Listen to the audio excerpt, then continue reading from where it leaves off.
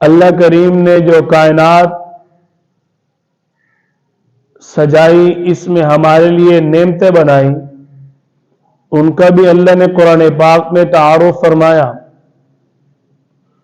اس کے بعد تخلیق کائنات کا جو وسیع تر پیمانہ ہے، اس کے مختلف موضوعات پر اللہ تعالی نے قرآن پاک میں اپنا تعارف کروایا۔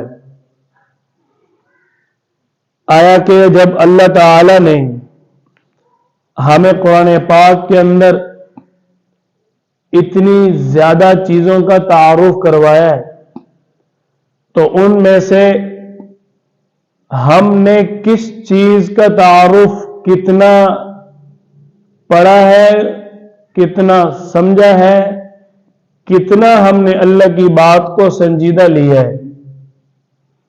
انتہائی دکھ کے ساتھ کہنا پڑتا ہے کہ انسان اس وقت دنیا کمانے میں اتنا مگن ہے کہ اس نے دنیا کو تو پڑھا لیکن اپنے بنانے والے خالق کو نہ پڑھا۔ انسان دنیا کھانے میں اتنا مصروف ہے کہ اس نے اپنے خالق کو تو پڑھا ہی نہیں، لیکن اس نے اپنی ذات کو بھی نہ پڑھا کہ میں انسان ہوں، میں دنیا میں کیسے آیا ہوں، کہ میں انسان ہوں، میرا بیک گراؤنڈ کیا ہے، کہ میں انسان ہوں، میرا پس منظر تہ منظر کیا ہے، میرے خیالات کی جستجو میرے اللہ نے قرآن پاک میں کیا بیان کی ہے۔ کبھی ہم نے یہ سوچنے کی فکر کی کہ ہمارے خالق نے ہمارا جو تعارف قرآن پاک میں کیا ہے، ہماری جو تعریف قرآن پاک میں فرمائی ہے، آیا ہم نے اس کو بھی پڑھا؟ دیگر باتوں کے لیے وقت ہے، اخبار اور خبروں کا بڑا زور ہے، ہم اپنی محفلوں کو ضرور سجاتے ہیں لیکن دنیا کی باتوں سے، گھر میں بھی، باہر میں بھی، بازار میں بھی، کاروبار میں بھی۔ لیکن اتنا افسوس کہ انسان اللہ کو تو پڑھے گا جب پڑھے گا، دنیا کے اندر نیک اعمال تو جو کرے گا تو سو کرے گا، لیکن کم از کم اپنے آپ کو تو پڑھے کہ مجھے اللہ نے کیسے پیدا کی ہے، مجھے اللہ نے دنیا میں کیسے بھیجا ہے، میں دنیا میں آیا کیسے ہوں۔ اللہ نے قرآن پاک میں جو میرا تعارف کروایا ہے، دیکھو مسلمان ہونا بات کی بات ہے، کافر ہونا، عیسائی، غیر مسلم، کوئی بھی مذہب ہونا بات کی بات ہے، لیکن پہلے انسان تو ہے،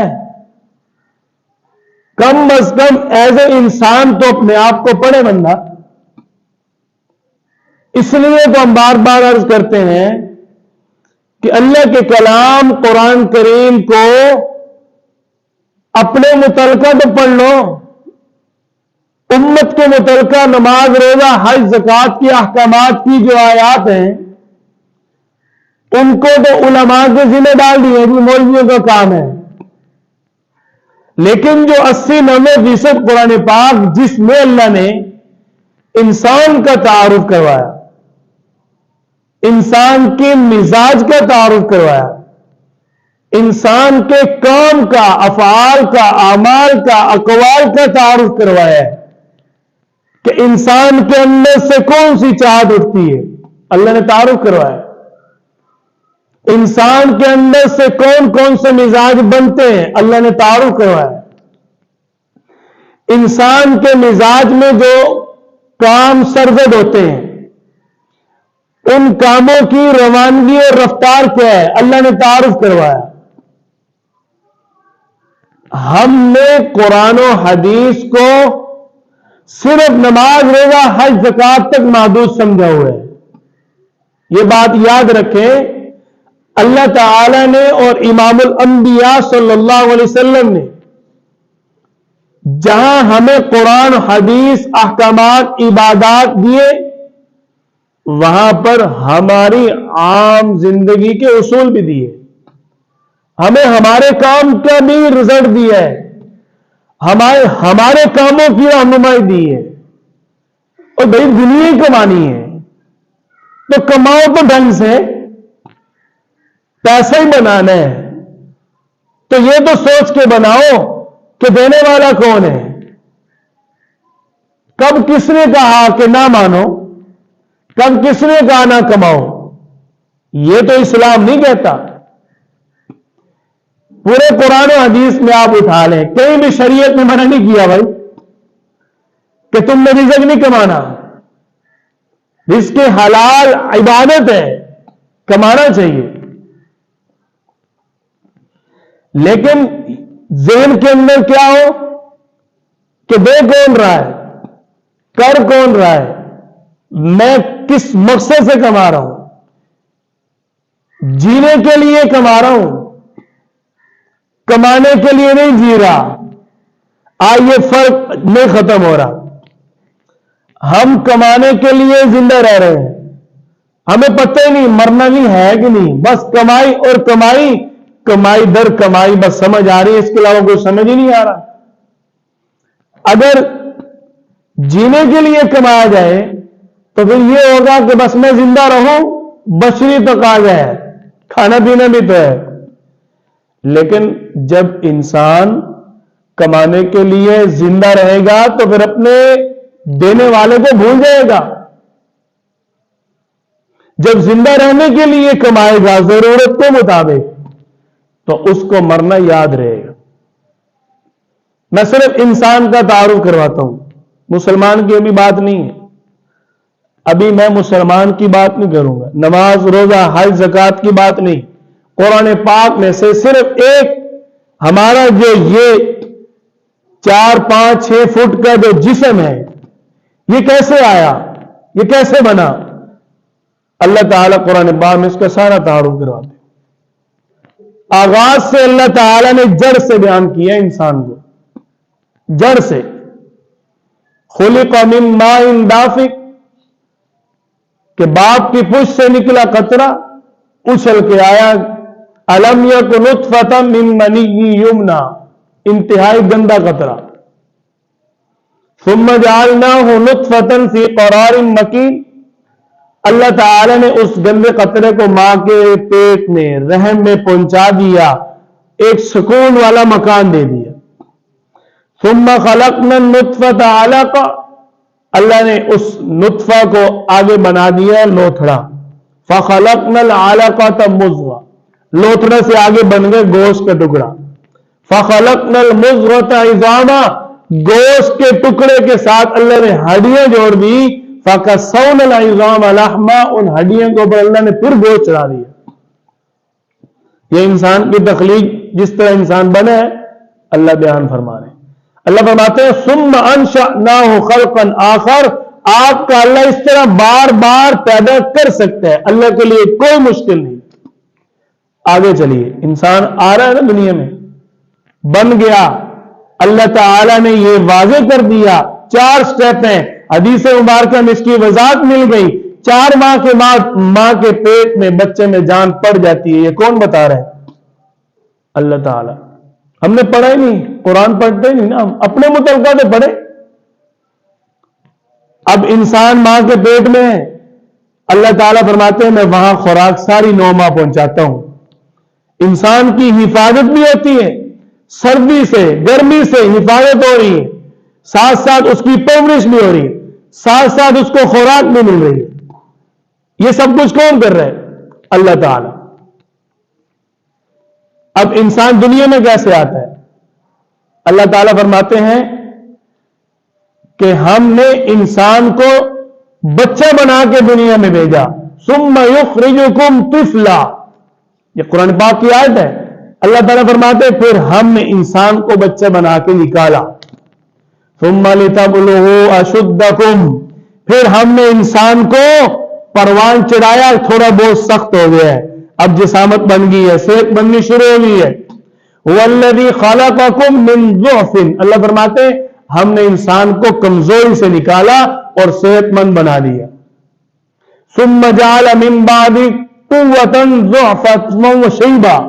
अल्लाह ताला फरमा रहे हैं इंसान कमजोरी से आया, फिर कमजोरी से ताकतवर बना, ताकतवर से आगे फिर शैबा, जवान हो गया। ओ देखो इंसान किधर परवान चढ़ गया। ये अल्लाह ताला एक इंसान का तारुफ करवा रहे हैं। यखलुकु मा यशा, अल्लाह ताला फरमाते हैं आपका अल्लाह जिसको जिस तरह चाहता है पैदा करता है। सुम्मा लितबलुगु अशुद्धकुम, फिर तुम सख्ती को पहुंचे, फिर उससे आगे क्या है, सुम्मा लितकूनु शुयूखा, फिर तुम बूढ़े हो जाते हो। अल्लाह ताला कुरान पाक में इंसान का तारुफ करवा रहे। उसके बाद तुम बुजुर्ग बन गए। अब बुजुर्ग बन गए, बुजुर्ग बनने के बाद अब अल्लाह ताला इंसान को अपनी तरफ क्या फरमा रहे हैं कि हत्ता इदा बलग अशुद्धहु व बलग 40 सना, इंसान को सही अकल 40 साल की उम्र में आती है। ये कौन बता रहा है? अल्लाह ताला।